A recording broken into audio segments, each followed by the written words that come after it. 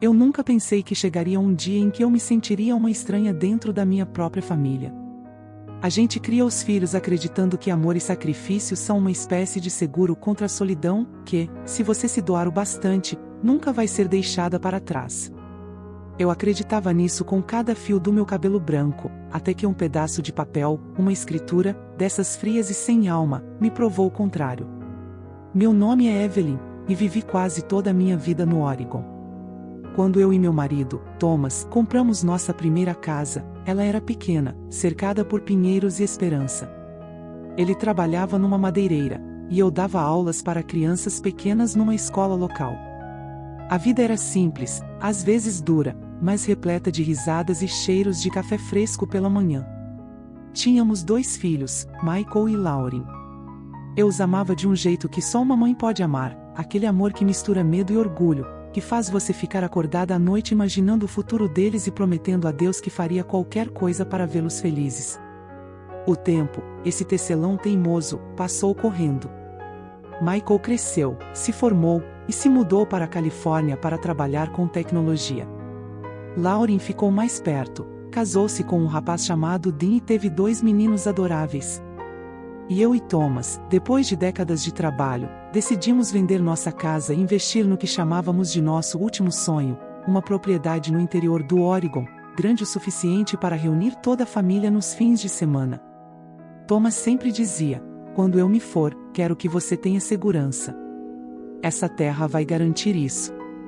Ele era um homem prático, mas com um coração imenso. Construímos juntos uma casa enorme, de madeira clara, com janelas que deixavam o sol dançar sobre o piso. Eu me lembro de ficar parada na varanda, sentindo o vento do fim da tarde, achando que aquele seria o lar definitivo, o ponto de encontro de filhos, netos e memórias futuras. Mas a vida, às vezes, se diverte testando o quanto conseguimos aguentar. Thomas adoeceu. Foi rápido. Um diagnóstico frio, semanas de luta, e depois o silêncio. Fiquei viúva aos 67 anos, com a casa que construímos juntos e um coração que parecia ter encolhido pela metade. Nos meses seguintes, meus filhos foram gentis. Michael vinha de tempos em tempos, cheio de planos e promessas, dizendo que queria me ajudar a organizar as finanças. Lauren, com seu jeito doce, ligava todos os dias. Eu achava que, de alguma forma, a dor nos uniria ainda mais. Até que Michael apareceu com uma proposta. Disse que tinha uma ideia para proteger meu patrimônio, e que, se colocássemos a propriedade no nome dele e da esposa, evitaríamos impostos e complicações no futuro. Eu não entendi todos os detalhes, mas confiei, afinal, era meu filho, o mesmo menino que eu embalei tantas noites quando o medo dos trovões o fazia correr para minha cama. Assinei os papéis. Não sem hesitar, é verdade. Lembro-me de perguntar: meu nome ainda estará na escritura, certo? E ele respondeu, com aquele sorriso tranquilo: claro, mãe. Está tudo certo. Eu quis acreditar. A gente sempre quer acreditar nos filhos.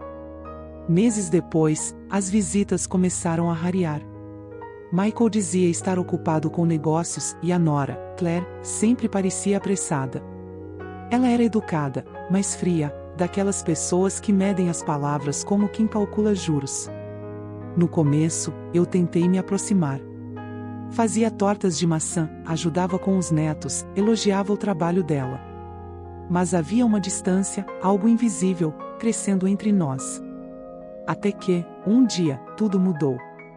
Estávamos sentados à mesa, discutindo algumas reformas na casa. Eu mencionei que queria trocar o piso da varanda, e Claire, sem levantar os olhos do celular, disse: você vai precisar falar com o Michael sobre isso. A casa é dele. Senti uma pontada no peito, como se tivesse levado um tapa invisível. Como assim, dele? Perguntei, tentando rir. Ela levantou o olhar e respondeu, seca: você não está na escritura, Evelyn. Essa propriedade está no nome do Michael e no meu. Você sabe disso, não? Não, eu não sabia. Ou talvez, no fundo, eu soubesse e só tivesse escolhido não ver. Fiquei ali, imóvel, ouvindo o barulho distante do vento batendo nas janelas, enquanto ela voltava a digitar no celular, como se nada tivesse acontecido. Naquela noite, não consegui dormir. Fui até o escritório, procurei a pasta onde guardava os documentos, e lá estava, a escritura. Li e reli, cada linha, cada nome. E era verdade, só o deles. Meu nome havia desaparecido como se eu nunca tivesse existido naquela casa. As lágrimas vieram sem permissão. Não eram só de raiva, mas de uma tristeza antiga, daquelas que vêm de saber que você foi ingênua demais, confiante demais. Passei a madrugada sentada na varanda, olhando as sombras dos pinheiros se movendo no escuro. A lua iluminava a madeira clara que Thomas e eu tínhamos escolhido juntos, e eu pensei, ele nunca deixaria isso acontecer. Mas ele não estava mais ali para impedir. Na manhã seguinte, Michael apareceu. Eu o confrontei, tentando manter a calma. Ele suspirou, me chamou de mãe, por favor, não dramatize, e explicou que era só uma questão técnica. Técnica? Que palavra cruel para encobrir uma traição. Disse que eu podia continuar morando ali, que nada mudaria. Mas tudo já havia mudado. A casa já não me pertencia, e o pior, nem meu próprio filho parecia me pertencer mais. Nos dias que seguiram, a casa pareceu mudar de som. Antes, o render do piso e o bater das portas eram familiares, quase reconfortantes. Agora, cada ruído parecia me lembrar que aquele lar não era mais meu. Caminhar pelos corredores era como visitar um museu da minha própria vida, cada foto na parede, cada toalha bordada, cada xícara de porcelana parecia me olhar com pena. Michael começou a passar mais tempo no escritório e menos comigo. Ele dizia que estava cuidando dos negócios, tentando multiplicar o valor do investimento. Foi assim que ele começou a chamar a casa, o investimento. Claire, por outro lado, tratava a casa como palco. De repente, havia reuniões, jantares, festas discretas, pessoas que eu nunca vira antes, falando de imóveis, ações, e coisas que não me diziam respeito. Eu me recolhia, fazendo o que sempre fiz melhor, cuidar. Fazia o jantar, lavava a louça, arrumava os quartos. Era como se eu fosse uma hóspede invisível, uma sombra gentil que ninguém notava, mas que fazia o lar continuar funcionando. Até que um dia Claire me pediu para conversar. Era manhã, e o cheiro de café ainda enchia a cozinha. Ela pareceu bem arrumada, o rosto coberto de uma calma artificial.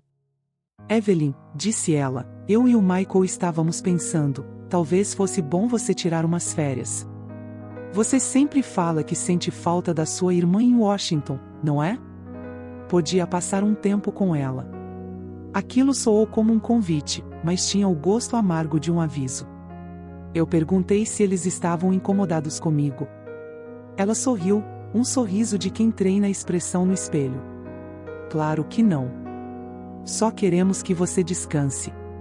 Você já fez tanto por todos nós. A frase soou falsa demais. Havia algo nos olhos dela, uma pressa, uma impaciência disfarçada. Senti o estômago embrulhar, mas apenas balancei a cabeça. Disse que pensaria no assunto. Naquela noite, fiquei deitada sem dormir, ouvindo o som distante do vento nos pinheiros. Eu sabia o que estava acontecendo. Já tinha visto esse tipo de coisa antes, vizinhos, amigos, famílias que se desfaziam por causa de herança, de dinheiro, de ambição. Eu só nunca imaginei que isso aconteceria comigo. Dias depois, notei pequenas mudanças. Minhas chaves da garagem desapareceram. O escritório, onde eu guardava meus álbuns e documentos antigos, passou a ficar trancado. Quando perguntei, Michael disse que era só para organizar melhor as coisas. Claire começou a contratar pessoas para cuidar da casa, dispensando, uma a uma, as tarefas que me mantinham útil. E então, veio a gota d'água. Era uma tarde de domingo, e eu estava preparando tortas de maçã, as preferidas dos meus netos. Estava tudo pronto, a cozinha cheirava a infância, quando Claire entrou apressada e disse: "Ah, não precisa se preocupar com isso. Já pedi delivery para o almoço." Eu olhei para a torta, quente, fumegante, e senti algo quebrar dentro de mim. Não era raiva. Era uma tristeza funda, como se parte da minha história tivesse sido apagada sem aviso. Depois disso, comecei a escrever tudo num caderno. Cada conversa, cada mudança, cada sensação. Era uma maneira de não enlouquecer, de registrar minha própria versão da história, caso um dia eu precisasse lembrar quem eu era. Até que, numa manhã, Michael veio com uma notícia. Disse que ele e Claire estavam pensando em vender a propriedade. É o momento certo, mãe. O mercado está aquecido. Podemos ganhar milhões. Milhões.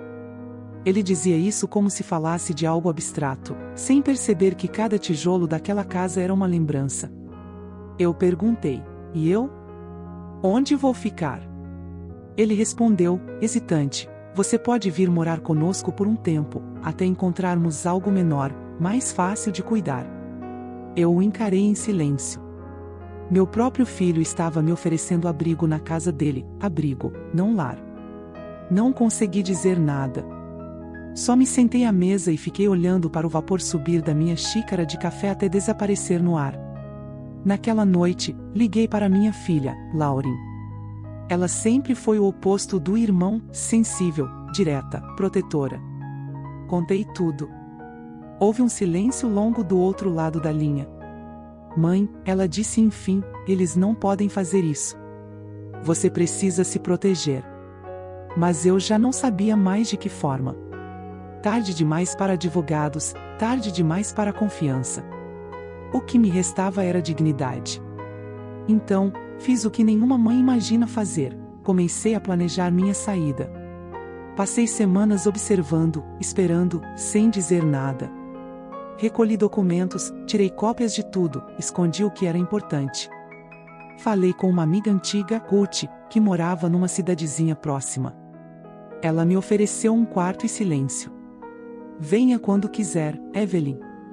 Ninguém precisa saber. Na última noite, antes de ir embora, caminhei pela casa uma última vez. Toquei as paredes, abri o armário de roupas do Thomas, ainda com o cheiro leve de madeira e sabão. Entrei na sala e olhei a foto da família pendurada sobre a lareira. Todos sorriam. Aquela imagem mentia. Deixei a torta de maçã pronta na cozinha, como um último gesto de quem ainda acreditava no amor. Peguei minha mala, fechei a porta devagar e fui embora antes do nascer do sol. Quando a estrada começou a se abrir diante de mim, senti algo entre o alívio e o luto. A casa ficava para trás, cada vez menor no retrovisor, e eu percebia, com um nó na garganta, que a coisa mais difícil não era perder o lar, era aceitar que o lar tinha me perdido primeiro.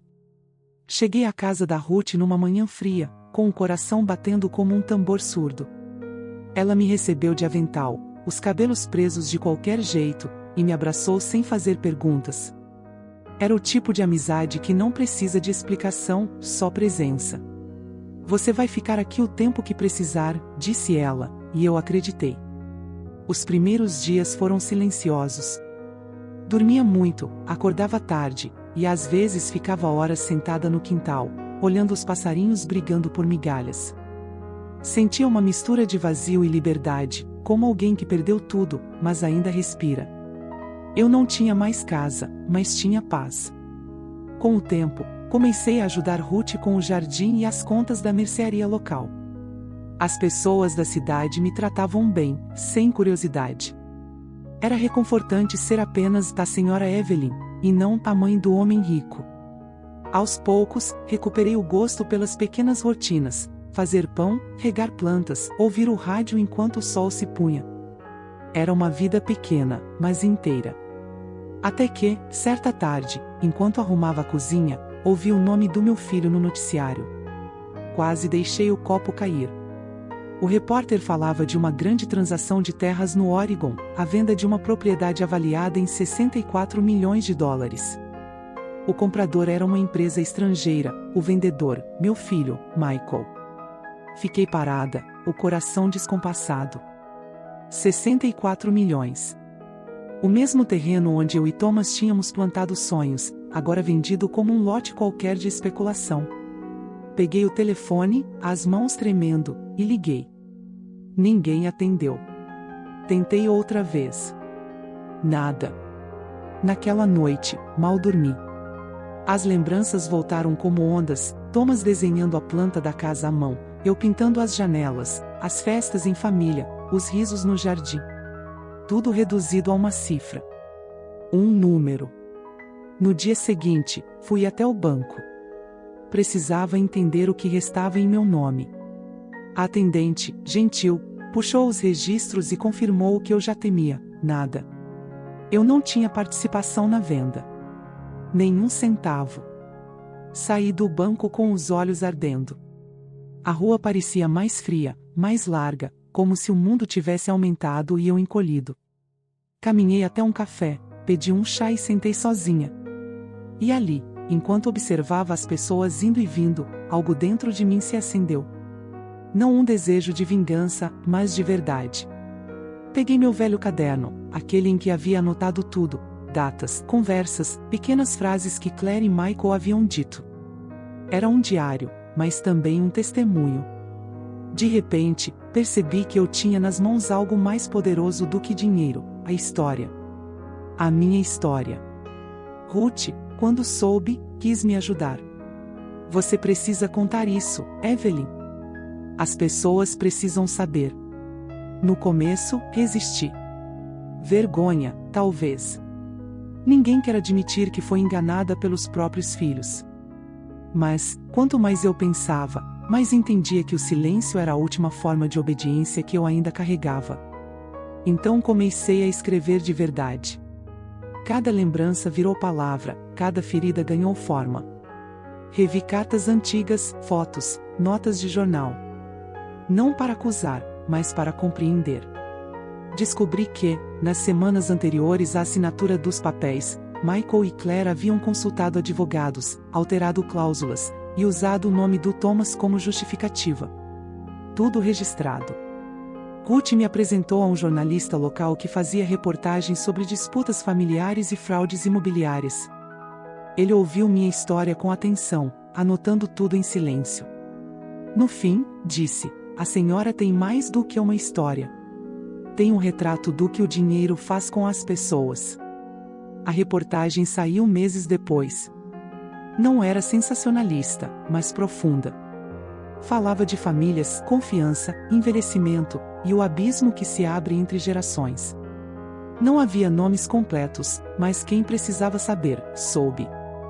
Michael me ligou no mesmo dia em que a matéria foi publicada. A voz dele tremia de raiva. Por que fez isso, mãe? Quer nos destruir? Respondi calmamente: não, meu filho. Só quis lembrar o mundo de que eu existo. Ele ficou em silêncio por alguns segundos. Depois desligou. Nunca mais ligou de novo. Os meses seguintes foram de uma paz agridoce. Recebi cartas de pessoas que eu nem conhecia, mulheres, homens, idosos, todos contando suas próprias histórias de traição familiar. Eu lia cada uma, sentindo que, de alguma forma, tínhamos nos encontrado no mesmo deserto. E, ironicamente, foi isso que me salvou. Porque quando a gente compartilha a dor, ela muda de forma, fica menos afiada, mais humana.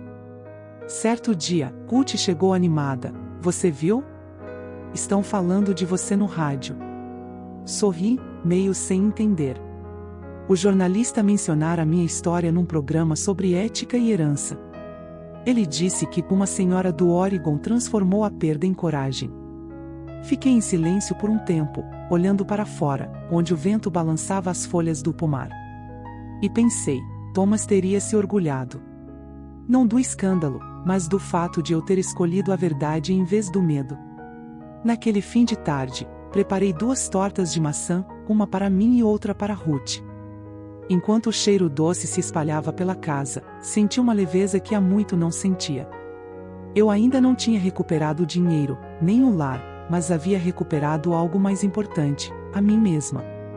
E, em certo sentido, percebi que talvez a casa nunca tivesse sido apenas aquela de madeira e vidro. Talvez o verdadeiro lar fosse o espaço que a gente constrói dentro do próprio peito, aquele que ninguém pode tomar, nem vender, nem assinar fora da escritura.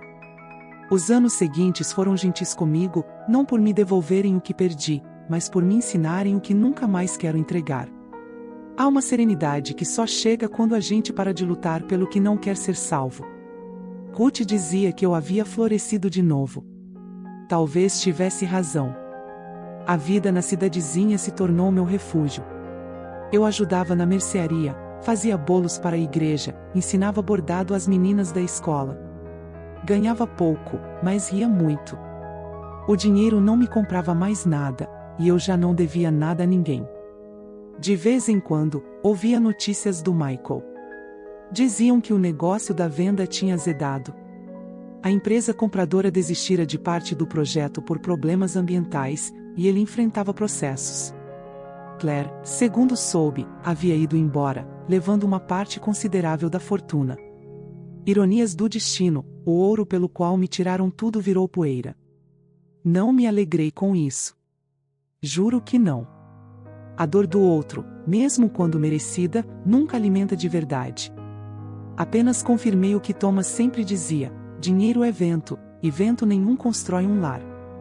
Um dia, recebi uma carta do meu filho. Chegou num envelope amassado, sem remetente claro, mas a letra era inconfundível. Dizia poucas coisas, mas pesadas o bastante para encher o peito. Mãe, eu errei. Fiz o que achei que era certo, e perdi tudo. A casa, o casamento, e principalmente você. Não escrevo para pedir perdão, porque sei que não mereço. Só queria que soubesse que penso em você todos os dias. Michael. Li a carta muitas vezes. Cada palavra soava como uma pedra lançada no lago do passado. Por um instante, a raiva quis voltar, mas o tempo tem o dom de alisar as arestas. Não respondi. Não por rancor, mas porque, às vezes, o silêncio é o único modo digno de encerrar uma ferida. Continuei vivendo, devagar. Escrevi um pequeno livro com minha história, mais como um diário expandido do que uma obra de verdade. Chamei-o de O Lar que o Dinheiro Não Comprou. O jornalista que havia publicado minha reportagem ajudou a editar. Disse que havia algo de poético e cruelmente universal naquilo tudo. E, curiosamente, o livro encontrou leitores. Gente simples, como eu, que entendeu que perder pode ser o primeiro passo para reencontrar o essencial. Certa tarde, recebi um convite inesperado. Uma escola local queria que eu falasse com os alunos sobre minha vida. Fui. Entrei naquela sala cheia de jovens inquietos e, por um momento, vi meu antigo eu, a professora que acreditava em sonhos pequenos e verdadeiros. Contei minha história sem lágrimas, com calma. Disse que o amor sem limites é belo, mas perigoso, porque quem não se protege, desaparece. E que confiança é como vidro, se quebra, nunca mais é o mesmo. Quando terminei, uma menina levantou a mão e perguntou: a senhora perdoou seu filho? Fiquei em silêncio por um tempo, escolhendo as palavras como quem escolhe pedras para atravessar um rio. Sim, respondi por fim. Mas não para aliviar ele. Perdoei para me libertar. Carregar ódio é como carregar uma mala cheia de pedras por uma estrada que já acabou. Os alunos aplaudiram, e eu sorri. Foi um aplauso leve, sem exagero, como quem agradece por uma história que os fez pensar. Na volta para casa, o céu estava tingido de dourado. O sol se escondia atrás das montanhas, e o ar cheirava a chuva distante. Ruth me esperava na varanda com 2 xícaras de chá. Sentei ao lado dela, e ficamos em silêncio, assistindo ao crepúsculo. Você está diferente, Evelyn, ela disse. Mais velha, brinquei. Não. Mais livre. Fiquei pensando nisso enquanto o vento balançava as folhas. Livre. Sim, talvez fosse isso. Livre das ilusões, das promessas, das amarras que o amor às vezes cria. Livre para existir sem precisar provar nada. De noite, antes de dormir, peguei a carta do Michael mais uma vez. Coloquei dentro do meu livro, entre as páginas em que descrevo a venda da casa. Quis deixá-la ali como lembrança, não do que perdi, mas do que aprendi. E aprendi que lar não é lugar, é estado de alma. Que amor, quando verdadeiro, não precisa de escrituras. E que, no fim, o maior patrimônio que alguém pode ter é a paz de olhar para trás e saber que sobreviveu sendo quem é. Hoje, quando acordo e o sol entra pela janela, penso em Thomas. Imagino que, onde quer que ele esteja, deve estar rindo do nosso velho plano de segurança para o futuro. Ele, com sua risada mansa, provavelmente diria: "Você encontrou o que importava, Evelyn, e isso nunca coube em papel." Fecho os olhos e agradeço. Pela casa que perdi, pela coragem que ganhei, e pelo simples fato de ainda estar aqui, respirando, contando histórias. Porque, no fim, talvez seja isso que reste de todos nós, as histórias que deixamos para quem ainda acredita que o amor, mesmo ferido, continua sendo a única coisa que vale ser herdada.